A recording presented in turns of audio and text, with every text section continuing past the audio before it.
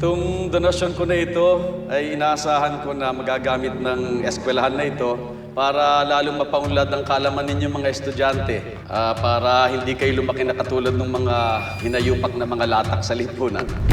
Salamat po, Sir Julio.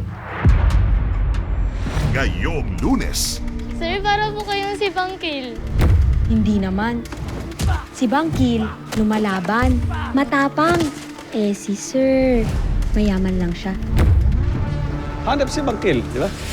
Idol ko rin yan si Bangkil.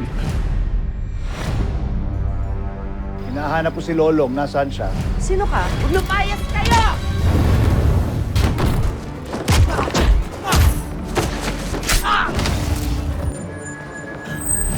Marami ka pang kakaining bigas, bata. Sino siya? Ano sa'yo kung kilala ko ang bata?